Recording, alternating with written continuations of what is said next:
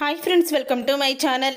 జోష్న పారిజాతం మాటలు విని దీపే తన కన్న కూతురు అని డాక్టర్ ద్వారా గుండె పగిలే నిజాలను తెలుసుకున్న దశరథ నిజంగానే ఇదంతా జరగబోతుందా, అసలు ఏం జరిగింది అనేది ఈ వీడియోలో తెలుసుకుందాం. ఇక దశరథ అయితే కార్తీక్కి ఫోన్ చేస్తాడు. కంగ్రాచులేషన్స్ కార్తీక్ అని అంటూ ఉంటే థ్యాంక్స్ మావయ్య అని చెప్తూ ఉంటాడు. కార్తీక్ అయితే మొత్తాన్ని అనుకున్నది సాధించావు అని అనగానే సాధించాను మావయ్య, అంతా మీ ఆశీర్వాదం వల్లే అని అంటూ ఉంటాడు. కార్తీక్ అయితే ఇప్పుడు దీపకి ఎలా ఉంది అని అడుగుతూ ఉంటే దీపని సాయంత్రం హాస్పిటల్కి తీసుకువెళ్ళాలి మావయ్య, మళ్ళీ తనకేయో బ్లడ్ టెస్టులు చేస్తానని చెప్పారు అని అనడంతో అప్పుడే ఇక దశరథ సరే జాగ్రత్త అని అంటూ ఉంటే ఇక ఇంతలో కార్తీక్ ఫోన్ పెట్టేస్తాడు. కార్తీక్ని అసలు జోష్న ఏం చేస్తుందని అడుగుదామనుకున్నాను, అసలు కార్తీక్కి తెలుసా లేదో కూడా తెలీదు అని అనుకుంటూ ఉంటాడు. దశరథ అయితే అసలు జోష్న ఏం చేస్తుందో తెలియడం లేదు, రేపటి రోజున అవార్డు తీసుకువచ్చి మీ కాళ్ళ దగ్గర పెడతాను తాత అని చెప్తుంది. అసలు కార్తీక్ అవార్డు తీసుకోకుండా అవార్డు తీసుకువచ్చి మా నాన్న కాళ్ళ దగ్గర ఎలా పెట్టబోతుంది జోష్న అని అనుకుంటూ ఉంటాడు. దశరథ జోష్న ఏదో కుట్ర చేస్తుంది, అసలు ఏం చేస్తుందో ఏ విధంగా తను ప్లాన్ చేస్తుందో మొత్తం కూడా తెలుసుకోవాలి అని అనుకుంటూ ఉంటాడు దశరథ. అయితే ఇంతలో పారిజాతం జోష్న గదిలోకి అయితే వెళ్తుంది. పారిజాతం జోష్న గదిలోకి వెళ్ళడం చూసి ఖచ్చితంగా పిన్నికి జోష్న ఏం చేస్తుందో తెలుసు, వాళ్ళిద్దరూ ఒకరికొకరు చెప్పుకుంటారు, అదేంటో తెలుసుకోవాలి అని అనుకుంటూ ఇక వెంటనే అప్పుడే ఇక జోష్న దగ్గరికి అయితే దశరథ వెళ్తాడు. దశరథ జోష్న దగ్గరికి వెళ్ళేసరికి పారిజాతం జోష్నతో అంటూ ఉంటుంది, మీ తాతతో అంత సవాల్ చేసావేంటే, అవార్డు తీసుకువచ్చి కాళ్ళ దగ్గర పడేస్తానని చెప్తున్నావు అని అనగానే అవును గ్రాని, అవార్డు తీసుకువచ్చి కాళ్ళ కిందే పడేస్తాను, ఎలాగో నీకు తెలుసు కదా, బావ చేత నేను అగ్రిమెంట్ రాయించుకున్నాను కదా, ఆ అగ్రిమెంట్ ప్రకారమే ఇదంతా చేస్తాను అని అంటూ ఉంటుంది జోష్న. ఆ రోజు దీప ప్రాణాపాయ స్థితిలో ఉన్నప్పుడు నువ్వు చేసిన పని ఈరోజు మనకి బాగా వర్కౌట్ అవుతుంది, లేకపోతే మీ తాత నిన్ను ఎన్నెన్ని మాటలు అన్నాడు అని అంటూ ఉంటుంది పారిజాతం. అప్పుడే పారిజాతం అయితే అవును జోష్న, మరి దీపని ఎందుకు పదే పదే చంపాలనుకుంటున్నావు, దీపని చంపాల్సిన అవసరం ఏంటి, కొంపదీసి దీపే ఇంటి వారసురాలు కాదు కదా అని అంటూ ఉంటుంది పారిజాతం. ఆ మాట విని ఒక్కసారి షాక్ అయిపోతూ ఉంటాడు దశరథ. అయితే ఇక దశరథ షాక్ అయిపోతూ ఇదేంటి దీప ఇంటి వారసురాలు కదా అని అంటూ ఉంటుంది ఏంటి పిన్ని అని అనుకుంటూ ఉంటాడు.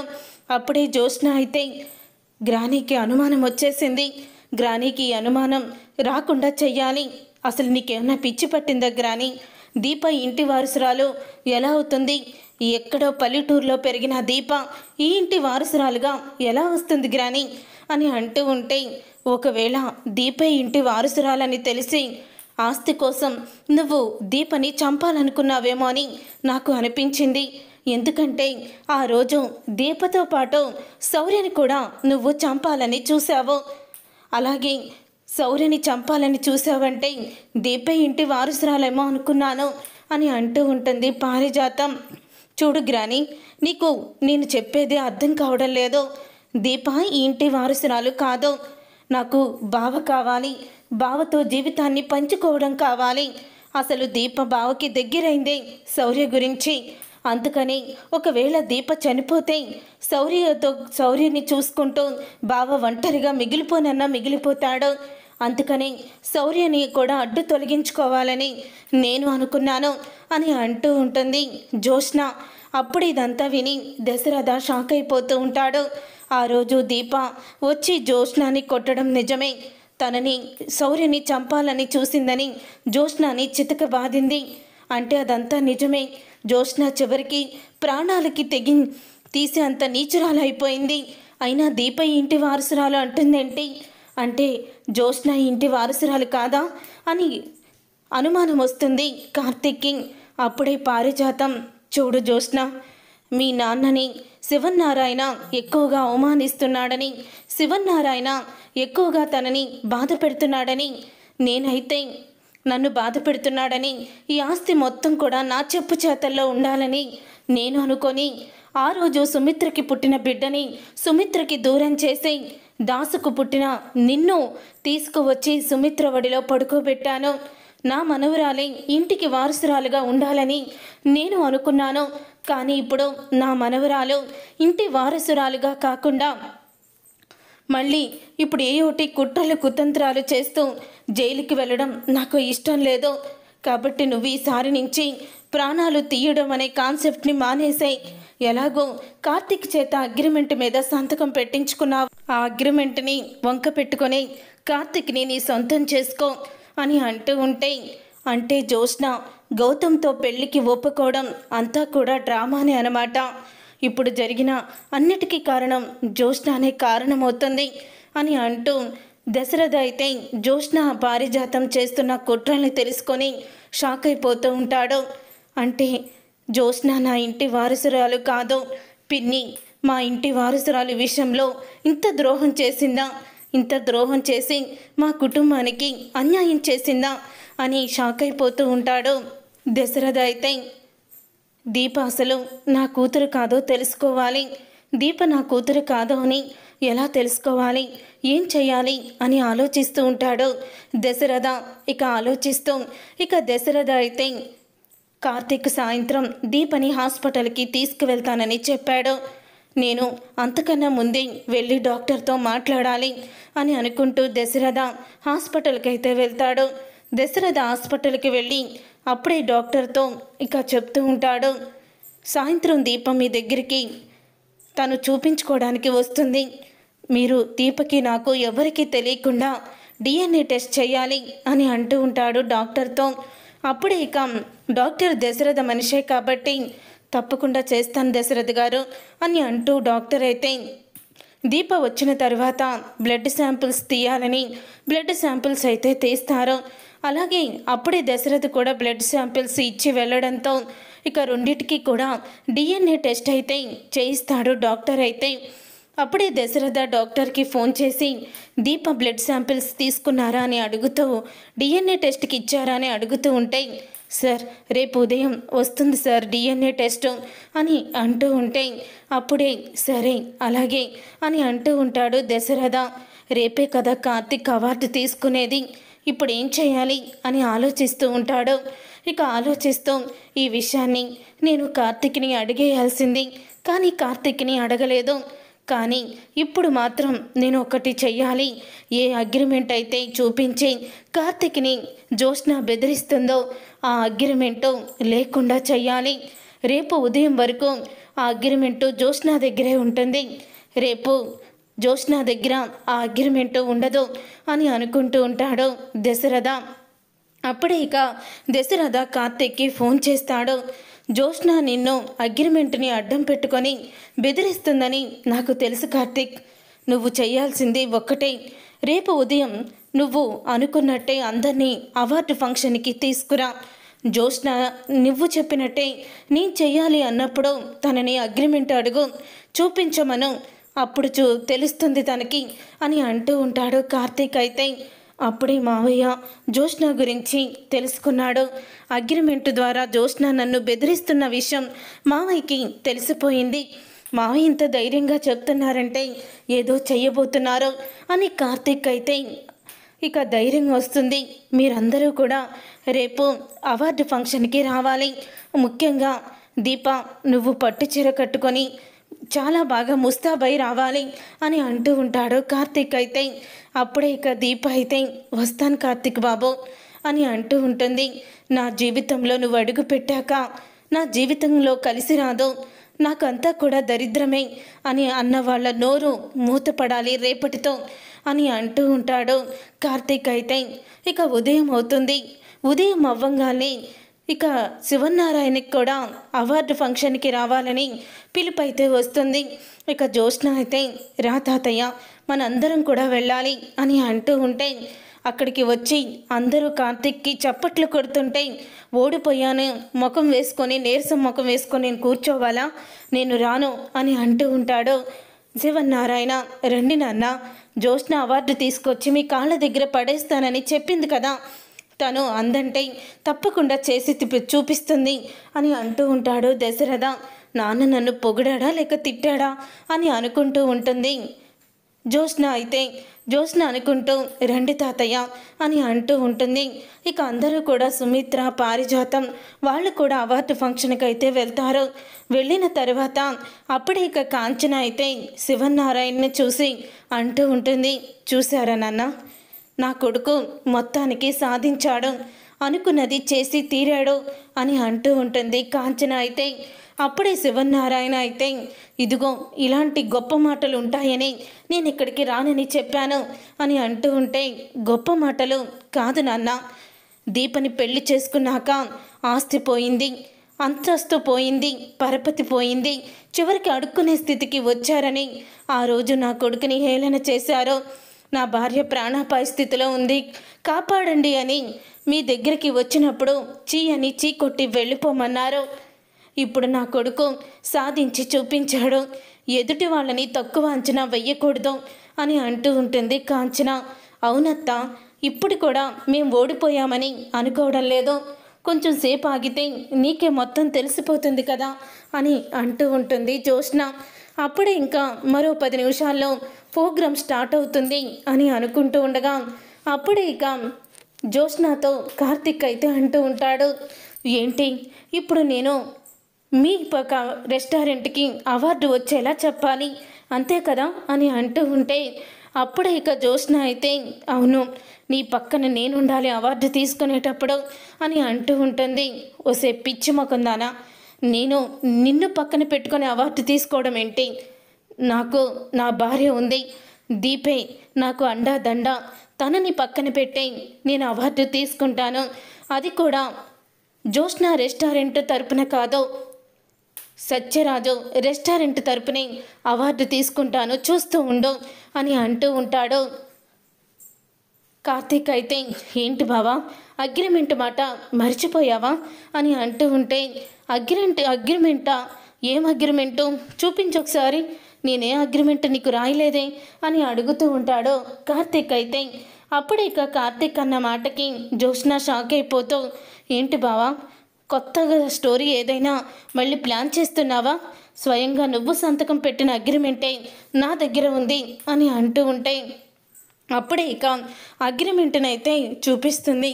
ఆ అగ్రిమెంట్ మీద ఎటువంటి రాతలు కూడా ఉండవు. అవి చూసి ఒక్కసారి జ్యోత్స్న షాక్ అయిపోతూ ఉంటుంది.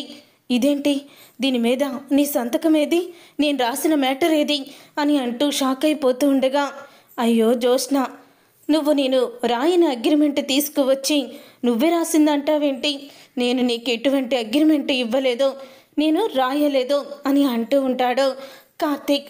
ఇక కార్తీక్ మాటలకి అప్పుడే ఇక జ్యోత్స్న అయితే, ఏం చేసావు నువ్వు అగ్రిమెంట్ని అని అడుగుతూ ఉంటుంది. ఆ దేవుడు నాకు అండగా ఉన్నాడు, నా భార్య గొప్పతనం, నా భార్య మంచితనమే నన్ను ఎప్పుడూ కూడా గెలిపిస్తూ ఉంటుంది, నువ్వు ఇక నా దగ్గర ఎటువంటి చిందులు వేయలేవు అని అంటూ ఉంటాడు కార్తీక్. పద దీప, మనం అవార్డు తీసుకుందాం అని దీపని తీసుకొని బయలుదేరుతాడు కార్తీక్. ఇక అగ్రిమెంటు లేకపోయేసరికి జ్యోత్స్న కోపంతో రగిలిపోతూ ఉంటుంది.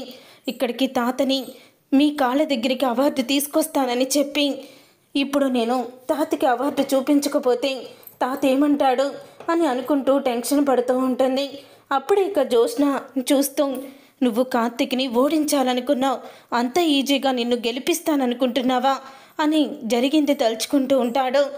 జ్యోత్స్న సంతకం పెట్టిన కార్తీక్ సంతకం పెట్టిన అగ్రిమెంట్ని తీసుకొని దాన్ని డూప్లికేట్ సేమ్ అలాగే డూప్లికేట్ అయ్యేలా చేసి దాన్ని మరొకరి చేత సేమ్ అలాగే రైటింగు సంతకం మ్యాజిక్ పెన్తో చేయిస్తాడు. ఇక ఆ నిజమైన అగ్రిమెంట్ పేపర్లను తను కొట్టేసి డూప్లికేటు మ్యాజిక్ పెన్తో చేసిన అగ్రిమెంట్ని జ్యోత్స్న చేతికి ఇస్తాడు. జ్యోత్స్నకి అవి అగ్రిమెంట్ మీద అక్షరాలు కనిపిస్తాయి, కానీ కార్తీక్ దగ్గరికి వచ్చేసరికి అక్షరాలు మాయమైపోతాయి.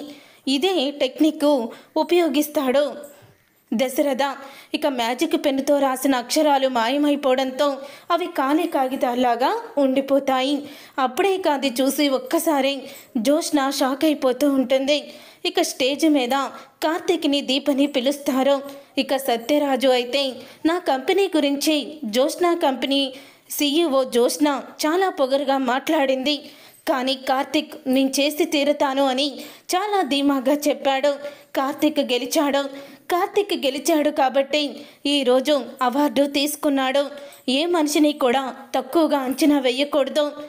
ఎదుటి మనిషిని మనకి డబ్బుంది కదా అని అహంపాతంలోకి తొక్కేయకూడదు అని అంటూ ఉంటే ఇక అప్పుడే ఆ మాటలు విని శివన్నారాయణ షాక్ అయిపోతూ ఉంటాడు. ఇక శివన్నారాయణ కోపంగా అక్కడి నుంచి వెళ్ళిపోతాడు. ఇక జోష్న కూడా వెళ్ళిపోతుంది. వెళ్ళిపోయిన తర్వాత అప్పుడే ఇక కార్తీక్ అయితే దశరథ దగ్గరికి వచ్చి ఈరోజు గనుక నువ్వు నాకు హెల్ప్ చేసి ఉండకపోతూ ఉంటే నేను అవార్డు తీసుకునేవాడిని కాదు మావయ్య.